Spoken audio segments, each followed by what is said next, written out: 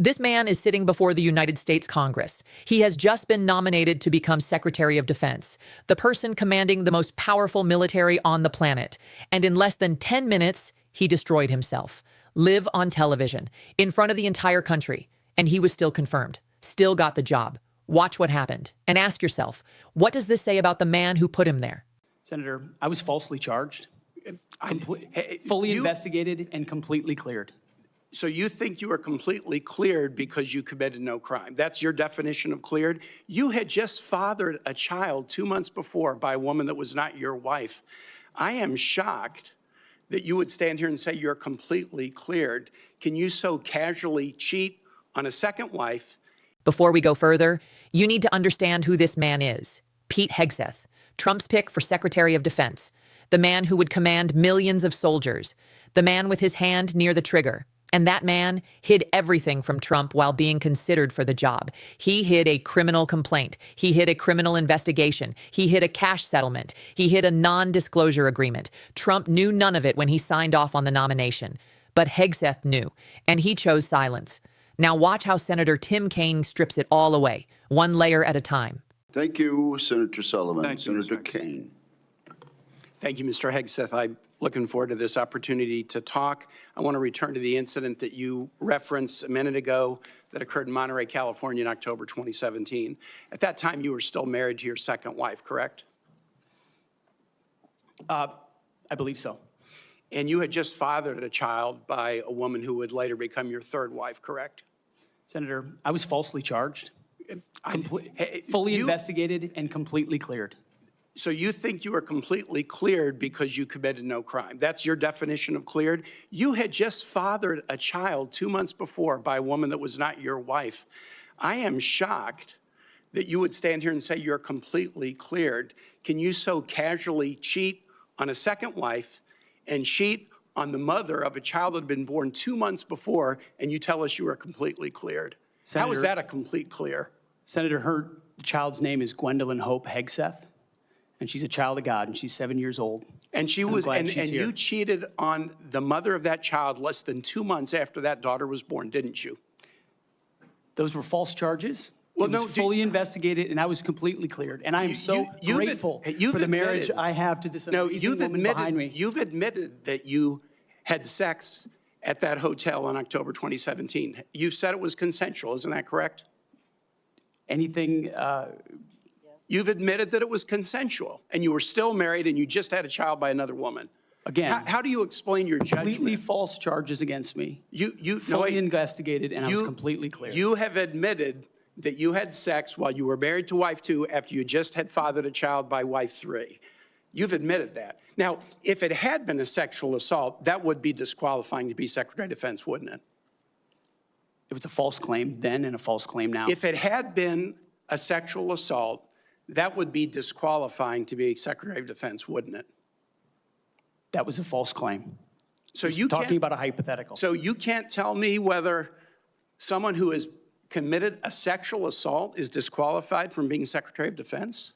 Senator, I know in my instance, and I'm talking about my instance only, it was a false claim. But you acknowledge, that you cheated on your wife and that you cheated on the woman by whom you had just fathered a child. You have admitted that. I will allow your words to speak for themselves. You're not retracting that today. That's good. I assume that in each of your weddings, you've pledged to be faithful to your wife. You've taken an oath to do that, haven't you? Senator, as I've acknowledged to everyone in this committee, I'm not a perfect person, not claiming to be. But no, I just asked a simple question. You've taken an oath like you would take an oath to be Secretary of Defense in all of your weddings to be faithful to your wife. Is that correct? I have failed in things in my life, and thankfully I'm redeemed by my Lord and Savior, Jesus Christ. In finalizing divorces from your first and second wives, were there non-disclosure agreements in connection with those divorces? Senator, not that I'm aware of. If there were, would you agree to release those first and second wives from any confidentiality agreement? Senator, it's not something I'm aware of. But if there were, you would agree to release them from a confidentiality agreement? Senator, that's not my responsibility. Did you ever engage in any acts of physical violence against any of your wives? Senator, absolutely not. But you would agree with me that if someone had committed physical violence against a spouse, that would be disqualifying to serve as Secretary of Defense, correct? Senator, Absolutely not have I ever done that. You would agree that that would be a disqualifying offense, would you not? Senator, you're talking about a hypothetical. I don't think it's a hypothetical. Violence against spouses occurs every day. And if you as a leader are not capable of saying that physical violence against a spouse should be a disqualifying fact for being secretary of the most powerful nation in the world, you're demonstrating an astonishing lack of judgment. The incident in Monterey led to a criminal charge, a criminal investigation, a private settlement, and a cash payment to the woman who filed the complaint. And there was also a non-disclosure agreement, correct? It was a confidential settlement agreement off of a nuisance lawsuit. Right. During an interview, you claimed that you settled the matter because you were worried that if it became public, it might hurt your career. Do you maintain that you were blackmailed? Senator, I maintain that false claims were made against me. And ultimately, your attorney those used false the claims, frame. I have the opportunity to attest my innocence in those false claims. But you didn't reveal any of this to President Trump or the transition team as they were considering you to be nominated for Secretary of Defense. You didn't reveal the action. You didn't reveal the criminal complaint. You didn't reveal the criminal investigation. You didn't reveal the settlement. You didn't reveal the cash payment. Why didn't you inform the commander-in-chief and the transition team of this very relevant event? Senator, I've appreciated every part of the process with the transition team. They have been open and honest with me. We've had great conversations between the two of us, and I appreciate the opportunity that President-elect Trump has given me. You chose not to reveal this, right? Because you knew it would hurt your chances. So you chose not to reveal this really important thing to the commander-in-chief and the transition team because you were worried about your chances rather than trying to be candid with the future president of the United States. Are there any other important facts that you chose not to reveal to the president-elect and his team as they were considering you to be Secretary of Defense? Senator, I sit here before you in open book as everyone who's watched this process. With multiple now, non-disclosure let's hear what the former CIA director has to say about people Donald would Trump like to as protests comment continue to us. spread. Much has been made of your workplace behavior as a leader of nonprofit veterans organizations and as a Fox News contributor. Were you fired from either of the leadership positions with the nonprofits?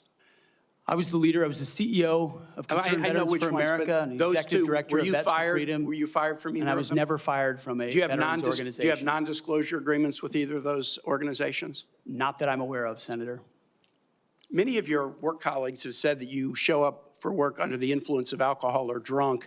I know you've denied that, but you would agree with me, right, that if that was the case, that would be disqualifying for somebody to be Secretary of Defense. Senator, those are all anonymous false claims, and the totality they're not anonymous. The letters on the record here. They're not anonymous. On the record, people we've seen records with names Vets attached for Freedom, to them. Concerned Vets for America, and Fox News attributing to me working hard every day on behalf of one of your mission. colleagues said that you got drunk at an event at a bar and chanted, "Kill all Muslims." Another colleague, not anonymous, we have this, said that you took co-workers to a strip club. You were drunk, you tried to dance with strippers, you had to be held off the stage, and one of your employees in that event filed a sexual harassment charge as a result of it.